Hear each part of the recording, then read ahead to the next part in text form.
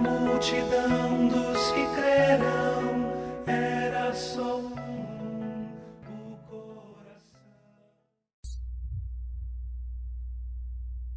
Obrigado, Senhor, por mais essa noite. Obrigado porque podemos nos reunir em torno de Teu nome, Tua pessoa. Nos colocamos voluntária e alegremente debaixo do Teu governo nessa noite. Para que o Senhor dirija aquilo que está no Teu coração em direção a nós, depositando no nosso palavra, Teus sentimentos, Tua visão, tudo que é Teu. Queremos ser verdadeiros cooperadores Teus, plenamente, em tudo que somos, em tudo que temos, em tudo que fazemos. Colocamos esse tempo, Senhor, nas Tuas mãos em oração, pedindo que o Senhor o administre pelas Tuas bondosas e fiéis mãos. Nos dá o entendimento espiritual necessário para compreendermos a Tua palavra e sermos por ela edificados. Te pedimos em nome de Jesus. Amém. Irmãos, vamos então, com a ajuda do Senhor, concluirmos hoje esse estudo do livro de Atos. Vamos abrir neste livro, capítulo 27, e lemos alguns versos do capítulo 27 e do último capítulo, o capítulo 28, para então compartilharmos algumas últimas questões sobre esse livro. Atos, capítulo 27. Até aqui, enquanto passamos essas mensagens todas por esse livro, queremos que, pela fidelidade do Senhor, nós pudemos recolher diversos princípios importantes com relação à vida da igreja, à vida da obra e com relação à ação do próprio Senhor Jesus pelo Espírito Santo através da igreja, mantendo então vivo e em progresso o seu testemunho na terra. Como nós falamos muitas vezes durante esse estudo, quão significativo é o livro de Atos, especialmente nesse ponto. Nós vemos que Ele mesmo, o Senhor Jesus, exaltado à destra do trono de Deus, pelo Espírito Santo, logo no início do livro, Atos 2, foi o que nós vimos, não é? Ele derramou o seu Espírito para fazer domicílio na igreja. Então o Senhor Jesus, da sua posição exaltada à destra do trono de Deus, pelo Espírito Santo que foi derramado do céu, através da igreja, porque foi para a igreja que ele foi derramado, onde ele tomou o domicílio. Então esse próprio Senhor, pelo Espírito, através da igreja, continua realizando os seus atos. Por isso esse livro se chama Os Atos. Os Atos do Senhor Jesus, pelo Espírito Santo, por meio da igreja. Então, quão rico é esse livro. E nós vimos que a abordagem histórica desse livro, embora nós não tivemos tempo de entrar em mais detalhes históricos, porque não era esse o propósito, mas ele é um maravilhoso livro histórico. Os historiadores seculares, que não são irmãos em Cristo, reconhecem que Lucas, esse médico grego, foi um dos maiores historiadores de todos os tempos. Lucas, com a sua precisão cirúrgica em escrever esses relatos. Quando nós chegamos nos últimos capítulos, não sei se você os leu, 27 e 28, você vai ver que a quantidade de detalhes que Lucas coloca nesses dois capítulos é impressionante. Narrando a história, como por exemplo desse capítulo 27, quando eles naufragam. Ele narra em detalhes históricos. É um maravilhoso relato. Ele chega a narrar quantas braças havia de profundidade onde eles estavam ali naufragados, esperando uma terra firme.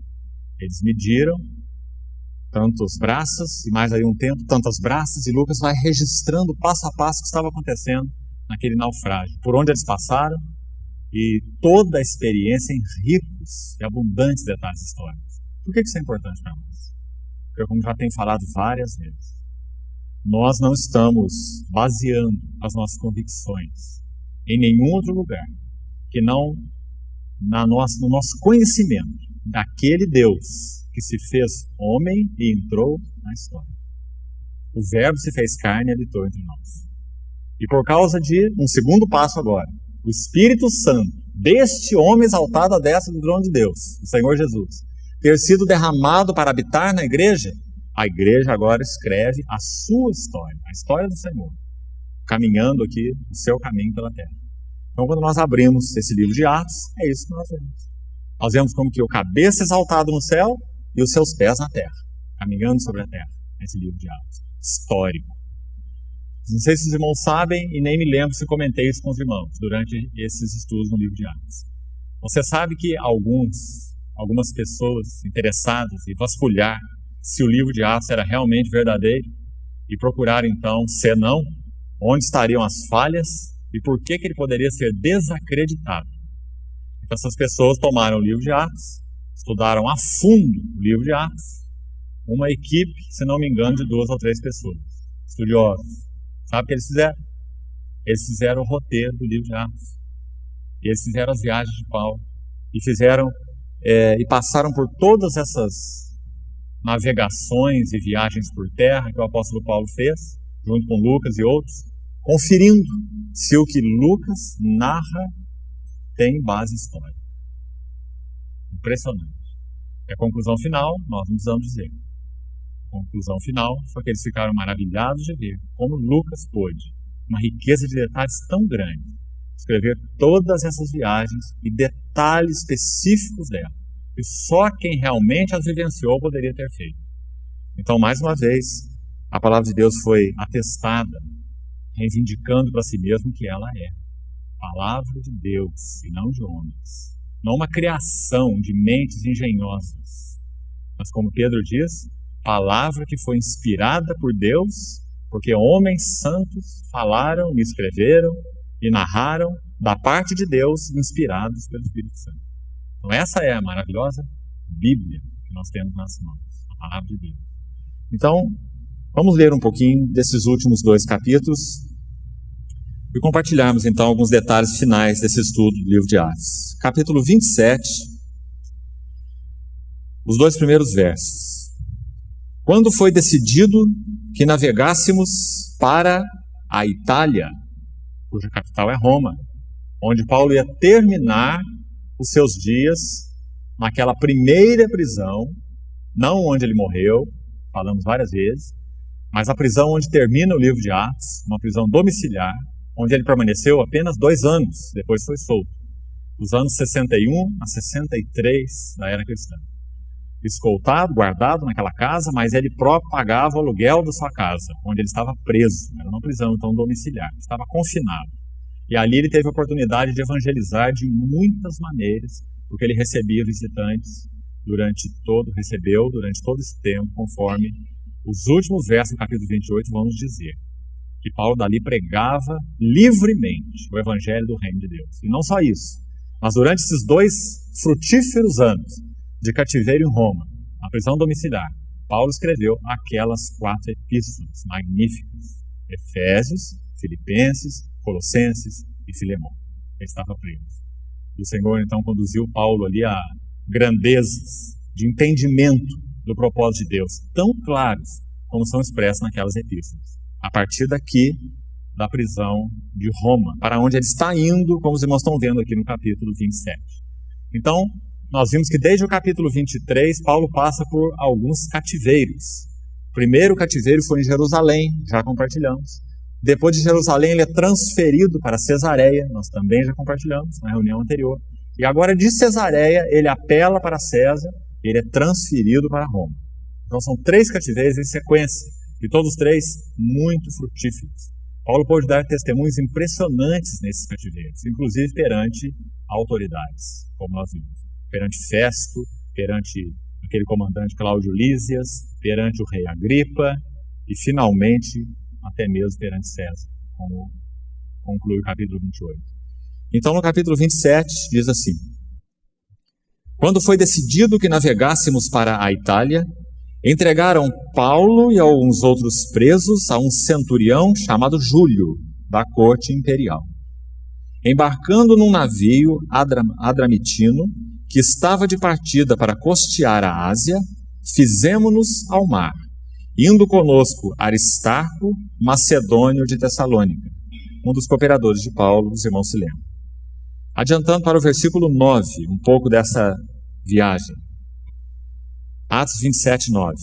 Depois de muito tempo, tendo se tornado a navegação perigosa, e já passado o tempo do jejum, admoestava-os Paulo, dizendo-lhes: Senhores, vejo que a viagem vai ser trabalhosa, com dano e muito prejuízo, não só da carga e do navio, mas também das nossas vidas.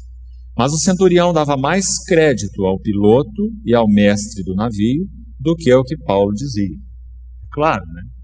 Paulo era só um preso. Paulo não era piloto. Paulo não tinha ali nenhum tipo de autoridade nesse navio. Quem que era esse prisioneiro intrometido que estava dizendo para eles o que ia acontecer na viagem? Né?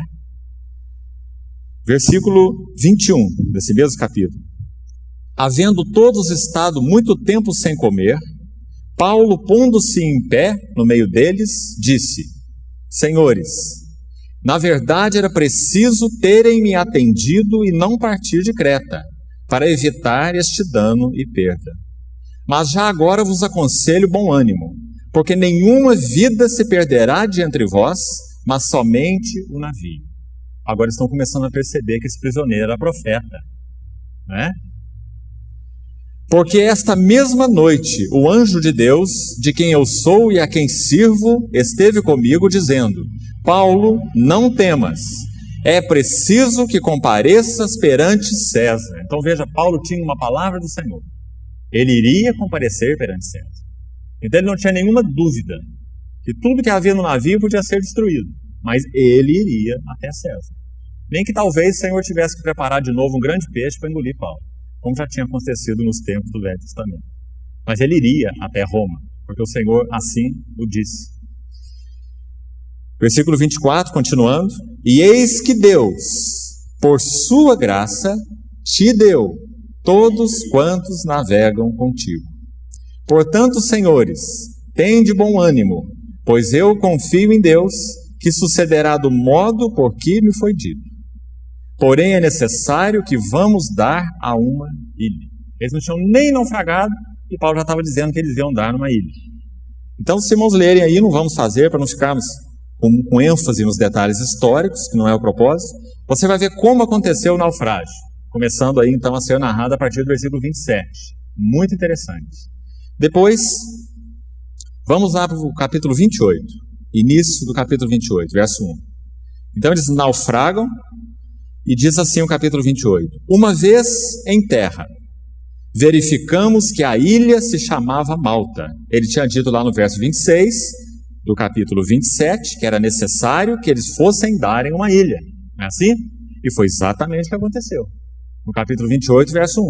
Uma vez em terra, verificamos que a ilha se chamava Malta.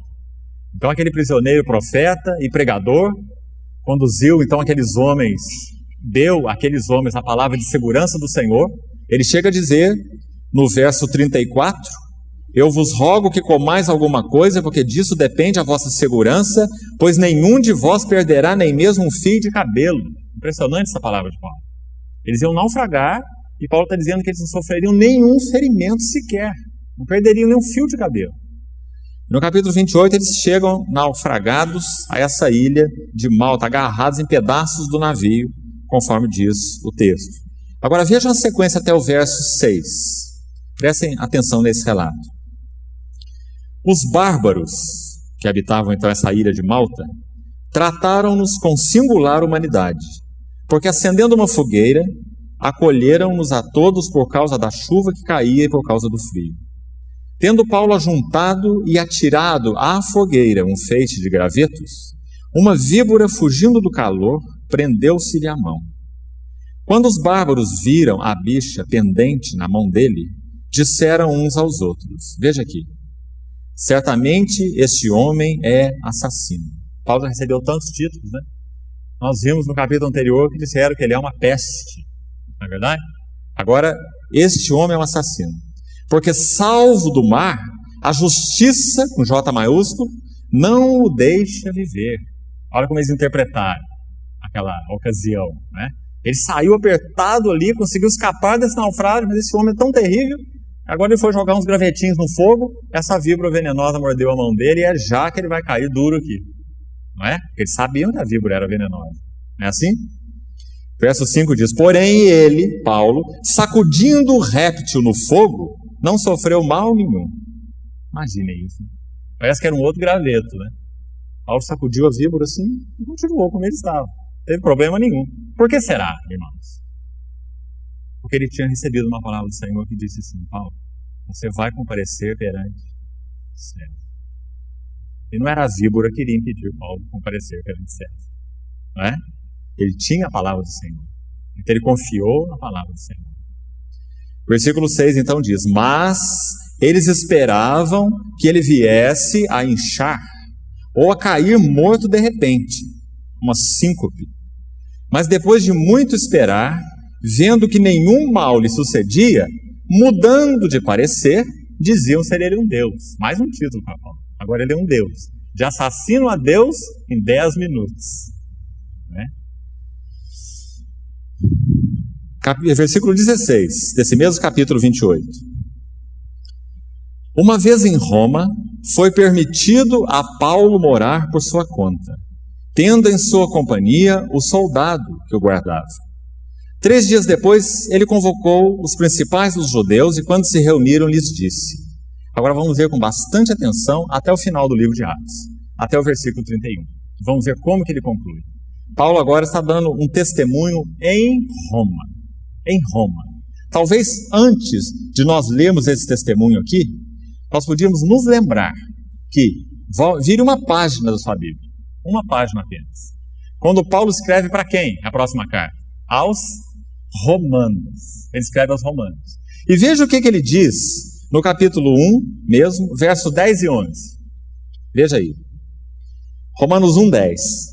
Em todas as minhas orações, faço menção de vós, ele diz no final do verso 9, em todas as minhas orações, suplicando que, preste atenção, em algum tempo, porque ele não conhecia os romanos até então, ele apenas escreveu para eles, não é assim?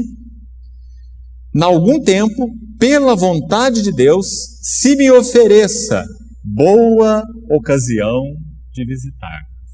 Boa ocasião de visitar. Imagina a ocasião que Paulo chegou em Roma, né? Passando por um naufrágio, uma picada de serpente, aquela situação toda, até ser conduzido lá em Roma. Foi nessa ocasião que ele chegou até os santos romanos. Olha o verso 11. Porque desejo muito ver-vos, a fim de repartir convosco algum dom espiritual, para que sejais confirmados. Então lembre-se, que isso aqui se cumpriu no finalzinho de Atos 28, onde nós vamos ler agora mesmo. Paulo permanece ali repartindo com eles, sim, algum dom espiritual, como ele falou, e tendo comunhão com aqueles irmãos em Roma, durante 2 anos preso na sua casa, onde ele recebia os irmãos. Agora, também já citei para os irmãos, mas não me lembro se lemos, veja nesse livro mesmo, essa epístola mesmo aos Romanos, olha o capítulo 15, o que ele diz sobre esses seus planos para visitar Roma. Romanos 15, versículo 22. Essa foi a razão por que também muitas vezes me senti impedido de visitar-vos. Mas agora, não tendo já campo de atividade nessas regiões e desejando há muito visitar-vos, penso em fazê-lo quando em viagem para a Espanha, pois espero que de passagem estarei convosco e que para lá seja por vós encaminhado, depois de haver primeiro desfrutado um pouco a vossa companhia. Mas agora estou de partida para Jerusalém a serviço dos santos, lembra? Ele vai levar aquela oferta que ele foi um dos irmãos que ajudou a recolher para os santos em Jerusalém. E quando ele chega lá ele é preso.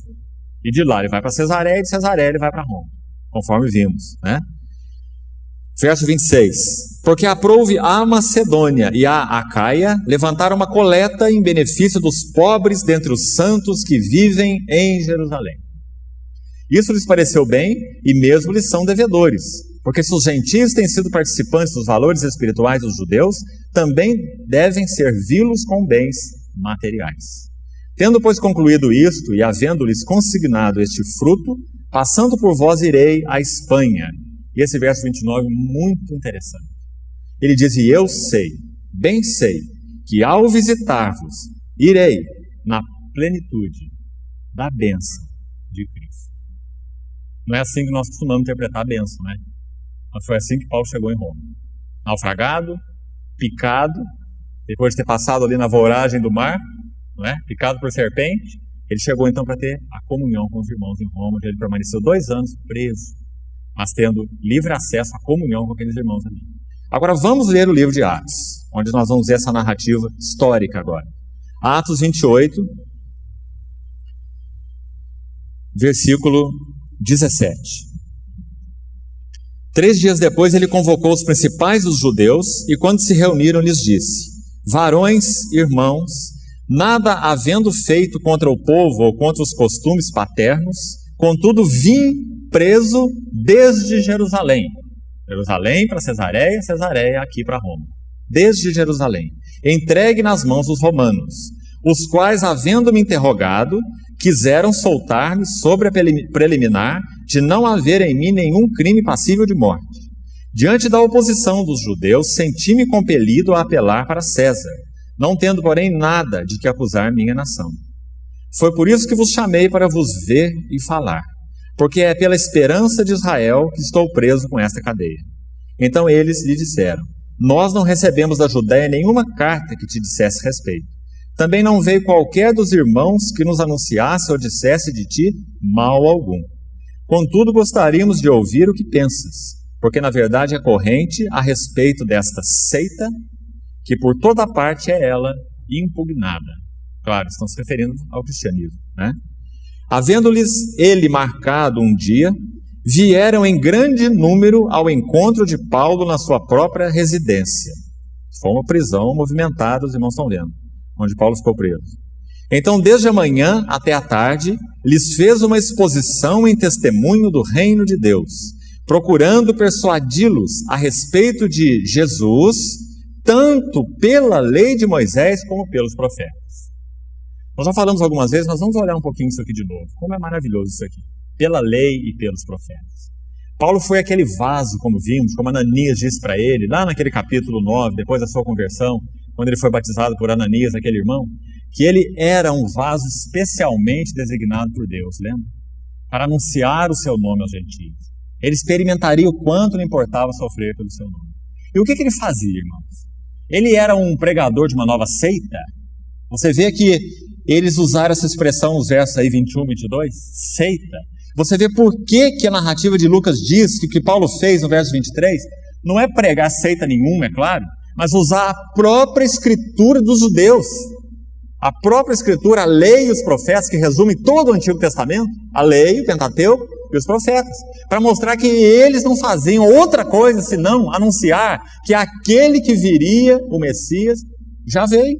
Era o Senhor Jesus Cristo, que eles rejeitaram.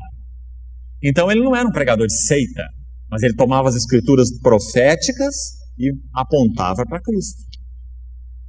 Sabe quem que Paulo viu fazer isso de forma, para ele, penso eu, para mim, muito claro isso, de uma forma impressionante a primeira vez? Vocês não sabem quem? Estevão.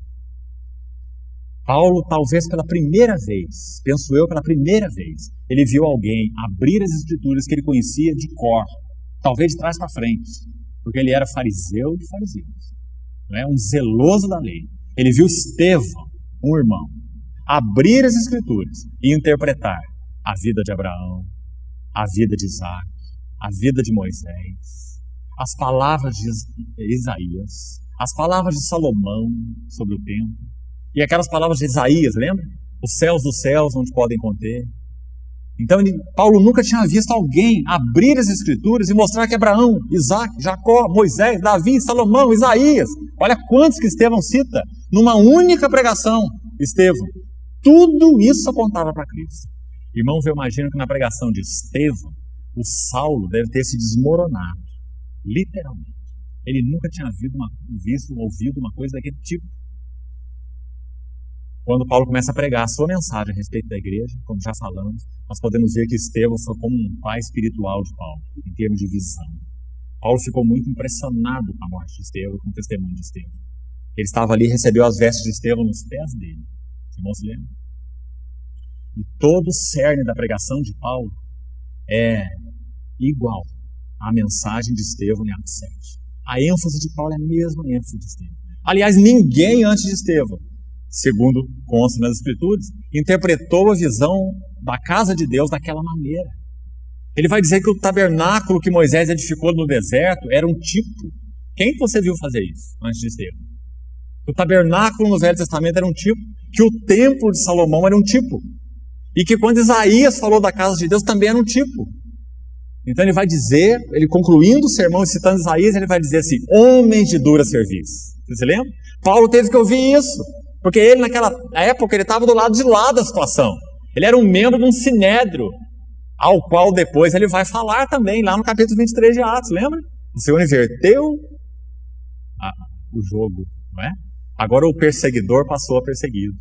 Então quando Estevão deu o seu testemunho, Paulo estava lá, ele era um dos arguidores. Ele viu Estevão abrir as Escrituras de uma forma majestosa e interpretar que tudo no Velho Testamento se referia em primeiro lugar a Cristo, em segundo lugar a casa, ou por consequência, né, a casa espiritual de Deus. Por isso que eles diziam que o que Estevão pregava era contra o templo, era contra o lugar santo, que Estevão profanava Moisés. Lembra que ele foi acusado disso antes de ser apedrejado? Eles entendiam que isso era uma profanação, eles entendiam que aquele era um tipo, porque Estevão realmente tomou a lei de Moisés, os escritos dos profetas, a vida de Moisés mesmo, né, a própria história de Moisés, e mostrou que tudo isso apontava, em primeiro lugar para o Senhor Jesus, e depois para uma casa espiritual que ele iria edificar sobre a terra. Então aquele tabernáculo acabou, e mesmo esse templo agora acabou, porque ele é um tipo, é um símbolo. Imagina os judeus ouvindo isso. Como é que eles poderiam reagir de outra maneira? Esse homem é um profano. Ele está dizendo que isso aqui não significa nada, esse templo, não é? Querendo colocar o nosso lugar de adoração no chão. E foi isso que Estevão fez. Exatamente isso, porque ele interpretou os tipos. Ele conclui o sermão dizendo assim: homem de dura serviço, como foram os vossos pais, também sois vós, sempre resistindo ao Espírito Santo, como fizeram os nossos pais. E essas foram as últimas palavras de Estevão. Então ele foi apedrejado. E Saulo estava ali. Agora Saulo faz a mesma coisa. Os irmãos estão vendo aqui no verso 23 desse capítulo 28. Ele está falando para judeus, não é isso? Veja no verso 17.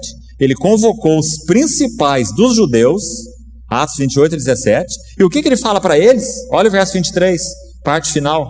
Procurando persuadi-los, convencê-los, não é? Mostrar a veracidade dos fatos para eles, persuadi-los a respeito de Jesus. Como? Pela lei de Moisés e pelos profetas.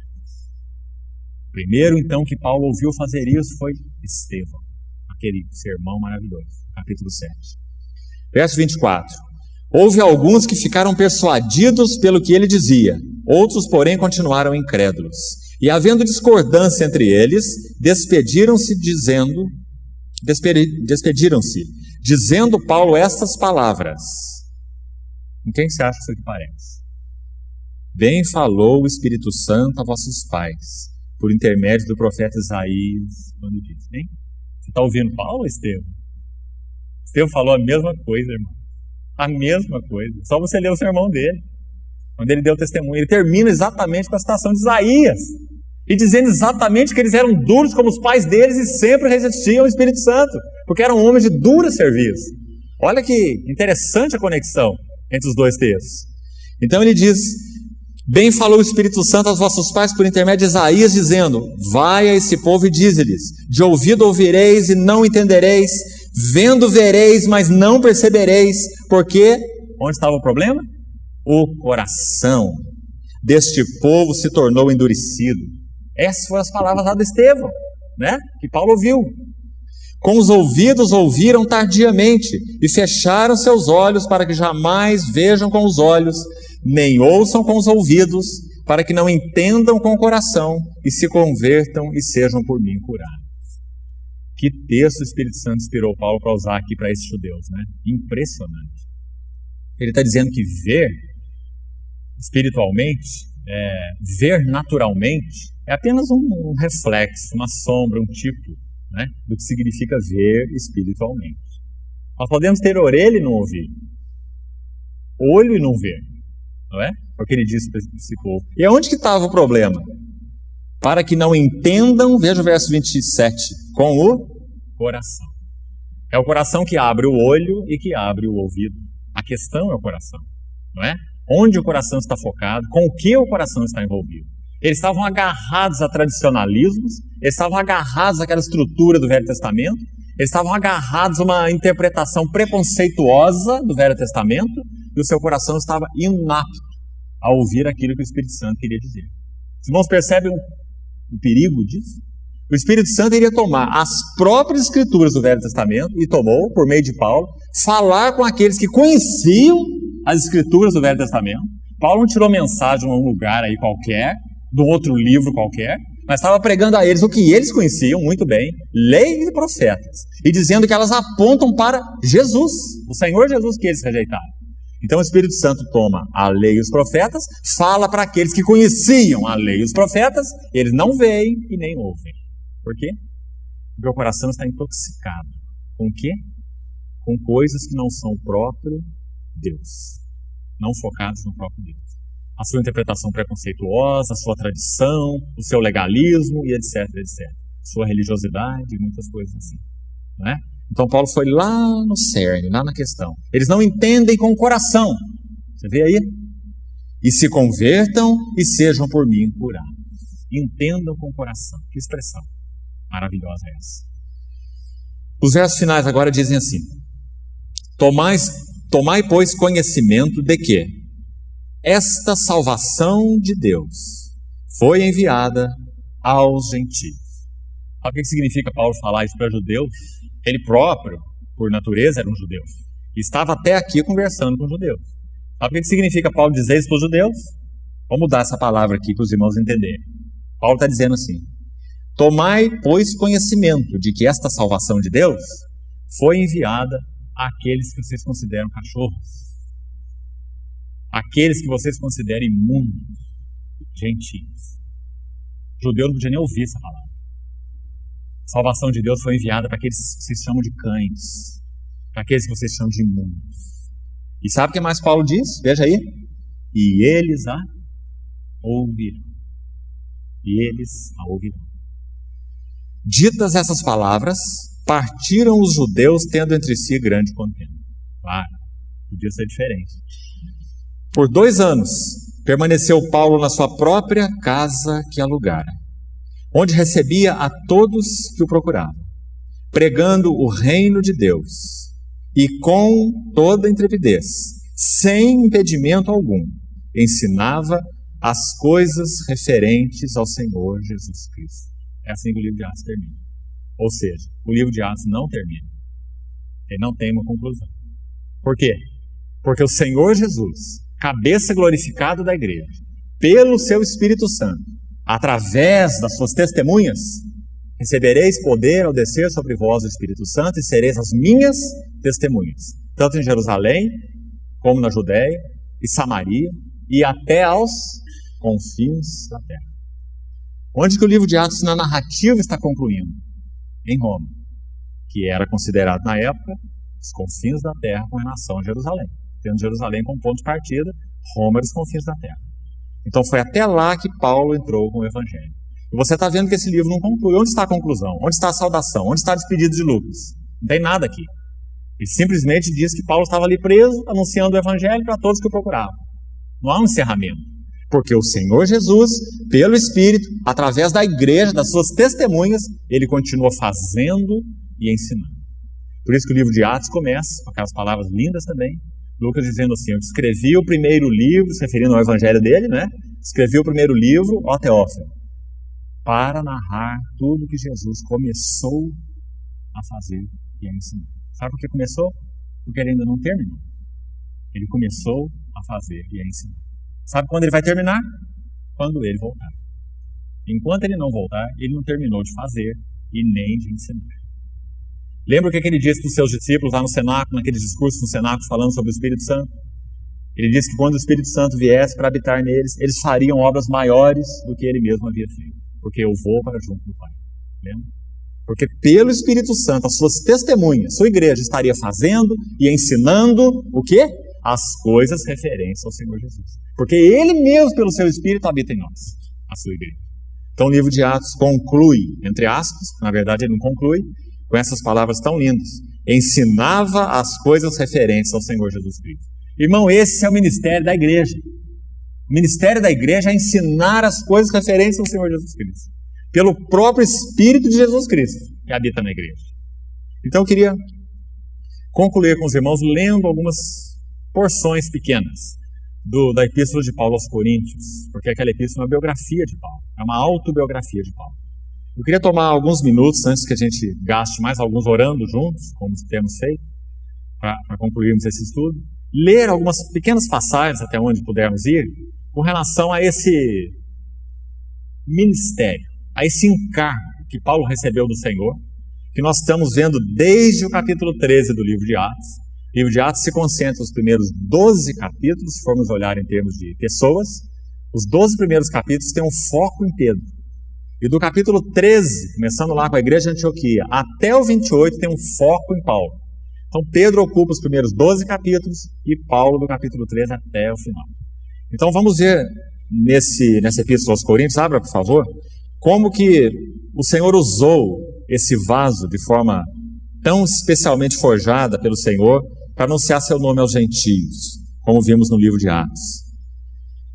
Eu acho que esse texto, irmãos, que eu escolhi aqui, resume de uma maneira muito, muito linda tudo o que Paulo vem fazendo pelo Espírito Santo desde o capítulo 13 de Atos. Lá quando ele estava na igreja de Antioquia, com um irmão que reunia ali, morava ali, era um profeta e um mestre ali, como diz o capítulo 13, não é? São citados 5 deles, dentre eles Paulo, ou Saulo e Barnabé. Ele era um irmão lá e também era um profeta e um mestre naquela comunidade, em Antioquia.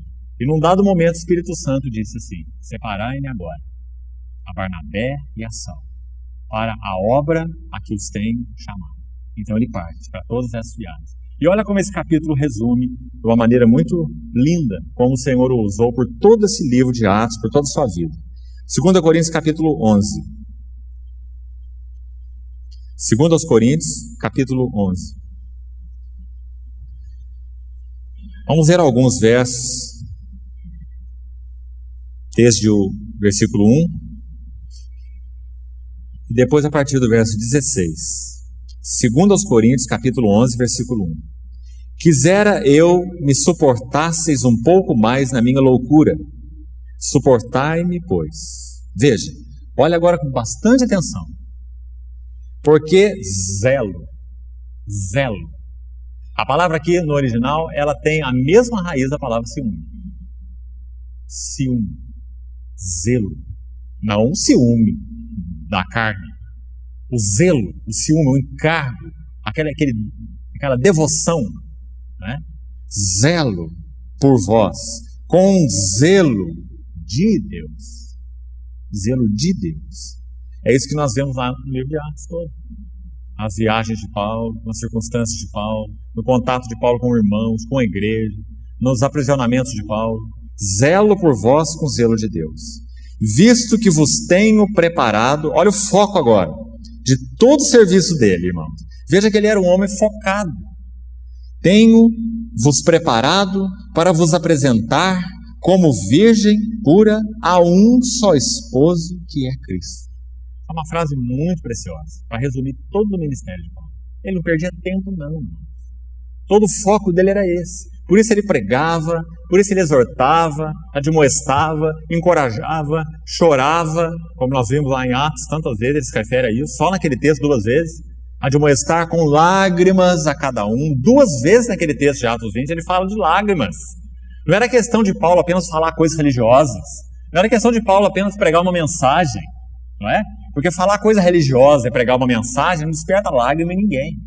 Mas ele diz assim: eu admoestei 3 anos, noite e dia, com lágrimas a cada um.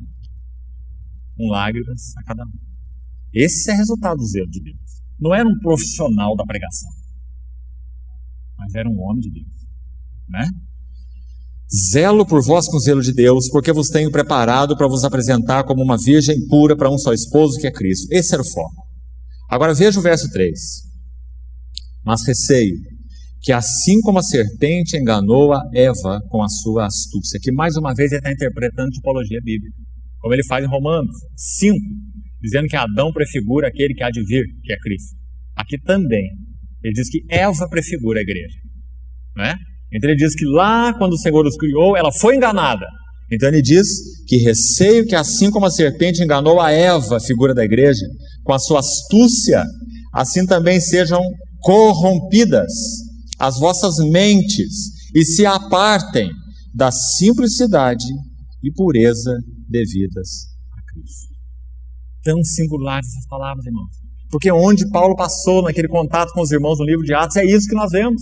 Paulo chamando os irmãos para a simplicidade, Paulo chamando os irmãos para a pureza, Paulo chamando os irmãos para o foco, mostrando a eles quem eles eram, não é? De todas as formas, seja para pregação, pura admoestação, puro encorajamento. Então, esses versos, talvez, segundo a minha maneira de ver, como nenhum outro, resumem a vida e o ministério de Paulo, a obra de Paulo. Vamos mais um pouco. Olha o verso 4. Se na verdade, olha a parte do zelo de Paulo, esse zelo de Deus que ele chamou no versículo 2, no que consistia. Além de ensinar com amor, com verdade, com paixão, com lágrimas e tudo que estava envolvido na vida dele, tem mais uma questão. No verso 4 ele diz: se na verdade vindo alguém prega outro Jesus que não temos pregado. Irmãos, havia uma coisa que Paulo não tinha, era ciúme de pessoas ou de ministérios. Ele fala assim: eu plantei, Apolo regou, o crescimento vem de Deus. Quem é Paulo? Quem é Apolo? Quem é Cefas? Senão servos de Deus. Se há algo que ele não tem, é rivalidade, é disputa, não é? Mas se há algo que ele tem, é ciúme de uma mensagem que não é cristocêntrica. É ciúme de Deus com relação a algo que não é cristocêntrico. Isso levantava agonia no coração de Paulo. E, de certa forma, furor santo. Veja o que ele fala nesse texto. Se na verdade vem alguém e prega outro Jesus que não temos pregado, e se aceitais um espírito diferente que não tendes recebido, sabe que espírito é esse? 1 Coríntios 13. Amor. Novo mandamento vos dou, que vos ameis uns aos outros. Nisso conhecerão todos que sois os meus discípulos, se tiverdes amor uns com os outros. Sabe o que é aceitar um espírito diferente? É de alguma maneira perder o caminho do amor na vida da igreja. É de alguma maneira caminharmos com um espírito soberbo, com um espírito focado, quem sabe, em intelectualismo, em compreendermos assuntos relacionados à palavra de Deus, mas não vivemos a realidade simples e pura da vida da igreja. É um espírito diferente. Existe um espírito que se chama espírito de intelectualidade. Isso tem derrubado a igreja por muitos séculos. Assim como o espírito de tradicionalismo, de religião.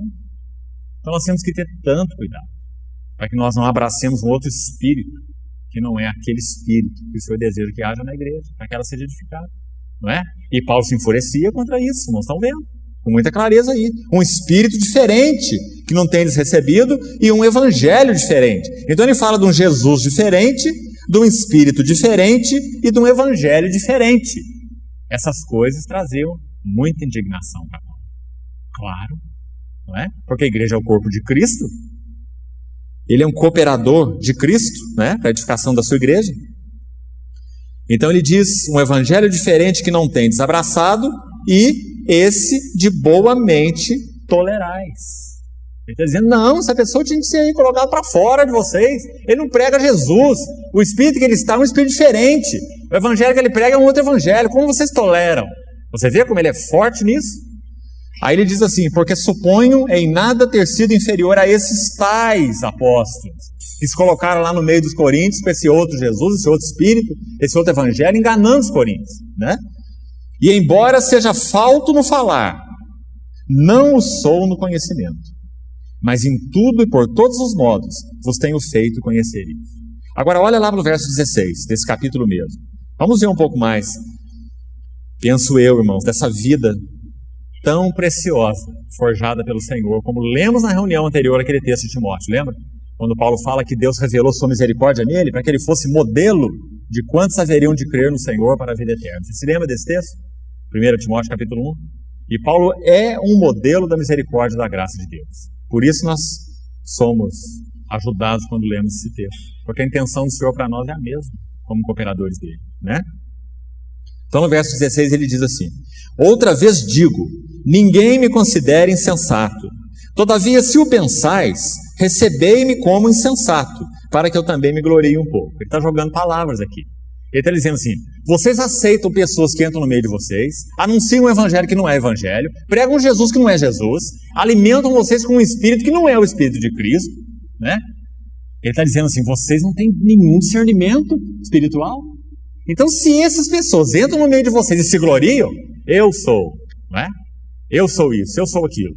E essa é uma das notas de quando a mensagem genuína do evangelho é perdida.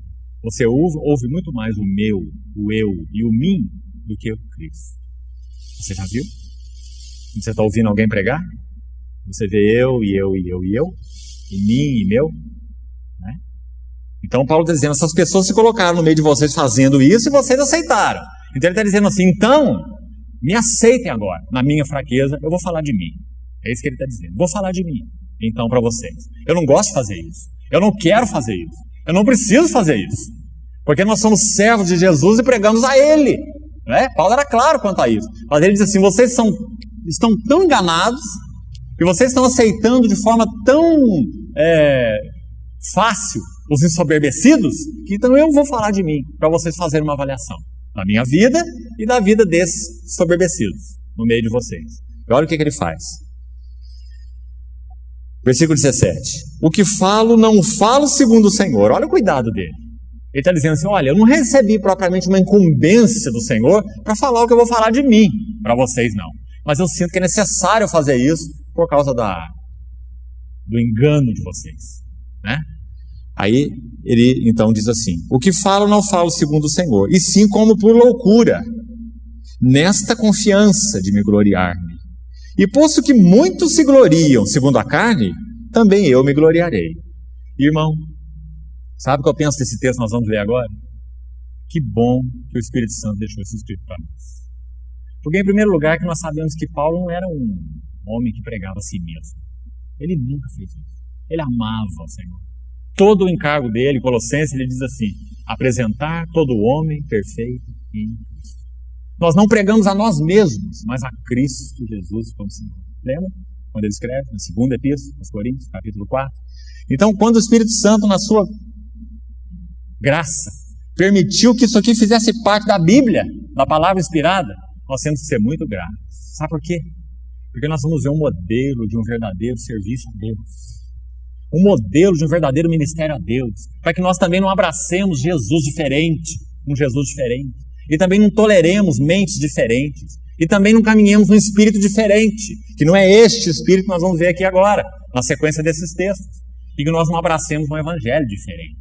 Então, graças a Deus, porque ele usou a loucura de Paulo, falando sobre ele mesmo, e deixou registrado nesse texto aqui para nós. Então, olha o que o texto diz.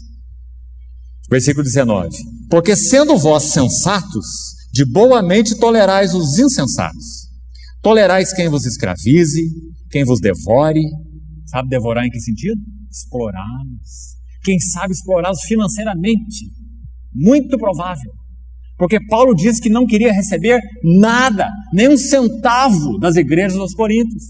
Ele fala, eu tenho esse direito. Porque a palavra de Deus diz, não ates a boca ao boi que debulha o grão. Se o boi debulha o grão para você, ele trabalha para você, você tem que alimentar o boi. Ou você quer que o boi morra de fome. E você não vai ter quem debulhe o grão. Não é? Isso é uma perversidade. Então não ate, não amarra a boca ao boi que debulha o grão. Ele trabalha para você, você alimenta ele. Não é? Então Paulo falou, isso é um preceito da palavra do Senhor. Eu tenho direito de exigir de vocês a minha manutenção. Ele falou para os coríntios. Mas ele falou assim, sabe o que eu faço? Não farei. Não quero esse direito no meio de vocês. Sabe por que ele não fez? De outros ele aceitou. Os filipenses enviaram contribuição para Paulo mais de uma vez. E uma certa vez enviaram tanto que ele disse assim, tenho abundância, tenho fartura, de tudo estou suprido. Ele escreve aos filipenses. Por que ele não aceitou dos coríntios?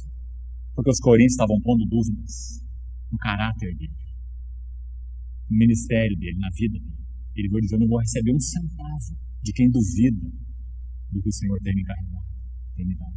Você vê, irmão, o discernimento de Paulo, espiritual de Paulo. Então olha como ele escreve aqui: tolerais quem vos escravize, quem vos explore, né, vos devore, quem vos detenha, quem se exalte, quem vos esbofeteie no rosto. Imagina isso, irmão. Ingloriamente eu confesso, como se fôramos fracos, mas naquilo em que qualquer tem ousadia, com insensatez eu afirmo, também eu a tenho. E se eles têm aí muito do que se gloriar, Paulo está dizendo: esses aí que estão devorando vocês, no rosto de vocês, e vocês não estão resistindo a eles, se eles têm do que se gloriar, eu tenho muito mais, ele está dizendo. E agora ele vai começar uma lista aqui. Então vamos olhar para essa lista. São hebreus? Também eu. São israelitas? Também eu. São da descendência de Abraão? Também eu. São ministros de Cristo? Falo como fora de mim. Agora ele diz: eu ainda mais. Agora ele vai um passo além. Antes ele estava dizendo: também eu, também eu, também eu. Agora ele vai dizer: muito mais eu. E sabe o que ele faz agora nesse muito mais eu? Eu queria que os irmãos vissem. Ele vai mostrar qual é o caráter, a vida, a obra de alguém que realmente pertence ao Senhor e coopera com o Senhor para a edificação da sua igreja com zelo de Deus. Como ele vive, o que ele faz, qual é o seu espírito. Vamos dar uma olhada aqui? Presta atenção então. Em trabalhos, muito mais. Muito mais em prisões. Cuidado, viu? Aqui não está escrito muito mais em mansões. Está escrito muito mais em prisões. Em açoites sem medida. Em perigos de morte, muitas vezes. 5 vezes recebi dos judeus uma quarentena de açoites menos um. Você sabe por que esse menos um aqui, não sabe? Havia uma penalidade no Velho Testamento em que uma pessoa que merecesse lá pelos regulamentos da lei podia tomar uma quarentena de açoites, 40 varadas no lombo. Não era muito fácil isso, né? E os judeus eram muito legalistas, né? Então, quando eles começavam a bater naquele que merecia, lá segundo a sua lei, eles iam contando. 1, 2, 3. Então, para eles não ultrapassarem a lei e não serem amaldiçoados por Deus, eles davam 39, porque se errasse a conta ainda tinha uma de vantagem, para não perder a conta. É por isso. Por isso que ele fala 5 vezes, uma quarentena menos um. Então eles deixavam isso aí, esse menos um, para não pecarem contra a lei de Deus ou açoitarem aquele que merecia. Essa é a hipocrisia religiosa dos judeus nos tempos do Velho Testamento. Então ele diz: 5 vezes eu recebi dos judeus uma quarentena de açoites menos um. Fui 3 vezes fustigado com varas. 1 vez apedrejado. Você se lembra onde, né? Lá em Listra. Timóteo estava do lado dele. Possivelmente é ali que Timóteo se converte ao Senhor. Ele vê Paulo apedrejado, né? Ele lembra bem essa situação. 1 vez apedrejado. Em naufrágio 3 vezes. 1 noite e 1 dia passei na voragem do mar. Em jornadas muitas vezes. Em perigos de rios, em perigos de salteadores, em perigos entre patrícios, em perigos entre gentios, em perigos na cidade, em perigos no deserto, em perigos no mar, em perigos entre falsos irmãos, em trabalhos e fadigas, em vigílias muitas vezes, em fome e sede, em jejuns muitas vezes, em frio e nudez, inclusive. Além das coisas exteriores, há o que pesa sobre mim diariamente, a preocupação com todas as igrejas. Quem enfraquece que também eu não enfraqueça? Quem se escandaliza que eu não me inflame? Se tenho de gloriar-me, gloriar-me-ei no que diz respeito à minha fraqueza. O Deus e Pai do nosso Senhor Jesus Cristo, que é eternamente bendito, sabe que eu não minto. Em Damasco, o governador preposto do rei Aretas montou guarda na cidade dos Damascenos para me prender. Mas num grande cesto me desceram por uma janela da muralha abaixo, e assim me livrei das suas mãos. Se é necessário que me glorie, ele continua ainda nessa linha, ainda que não convém, passarei as visões e revelações do Senhor. E esse texto nós não precisamos ler. Depois de falar de toda a sua vida, sofrimentos, ministerialmente falando, ele vai dizer que tudo isso que ele passou era resultado de algo que o Senhor concedeu a ele, que ele chama aqui de visões e revelações do Senhor. Aí ele diz: conheço um homem em Cristo, que há 14 anos, se no corpo ou fora do corpo, não sei, Deus o sabe, foi arrebatado até o terceiro céu. Então, irmãos, esse texto, de uma maneira tão clara, mostra para nós, resume a vida e obra do apóstolo Paulo. Nós precisamos olhar para isso, sim. Porque nós vemos a glória do Senhor Jesus pelo Espírito forjando vasos. Às vezes nós temos erradamente olhado para o Senhor Jesus de uma forma deficiente, deixando de ver adequadamente sua humanidade, sua preciosa humanidade, que sofreu, que sentiu sede, que tinha necessidade de dormir, que precisava ser alimentado, que nasceu como uma criancinha, não é? Que cresceu em sabedoria, estatura, graça, porque era verdadeiro homem, não é? Isso é tão maravilhoso, mas também não é maravilhoso, mas o Senhor Jesus é sem pecado, não é?